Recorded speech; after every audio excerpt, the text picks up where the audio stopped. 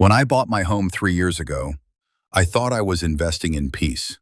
A quiet cul-de-sac, well-kept lawns, and a neighborhood that looks straight out of a Hallmark movie.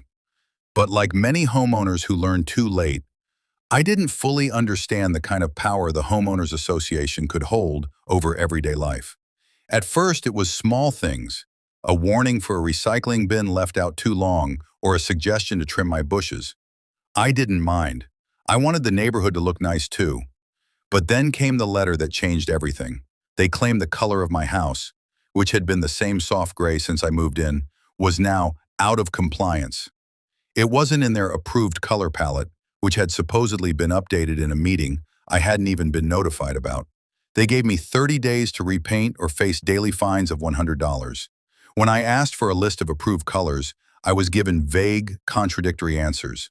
I then requested a copy of the actual guidelines, and they told me it would take weeks to process.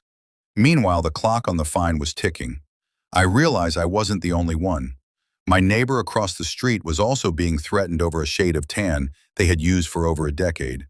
Another family had just sold their house, fed up with the constant harassment. I decided I wasn't going to be bullied. Instead of quietly repainting in one of their dull beige or pale yellow tones, I drove to the HOA's office, took photos of their building, which was painted a very specific dark blue with white trim, and submitted a request to match their exact colors. The irony was too good to pass up. When they rejected my application, I submitted it again, this time with photos and a letter from a contractor confirming it was a standard neutral commercial paint. I also began attending HOA meetings and documenting every interaction, every delay, and every contradictory message. I brought it up publicly. Why is this color good enough for their office, but not for our homes? Why are the color rules so vague? Why were homeowners being fined before even being given a chance to appeal? At first, they tried to brush it off, but other neighbors began to notice. People who had stayed silent started sharing their own stories. Fines for flags, basketball hoops, garden gnomes, even wind chimes. The narrative shifted. What started as a petty power move became a community-wide reckoning. Eventually, with enough pressure and a few formal complaints to the county housing board, we forced the HOA to freeze all active fines and reevaluate their rulebook. As for me, I painted my house dark blue with white trim, just like their building. They didn't approve it, but they didn't fight it either. I never got another letter.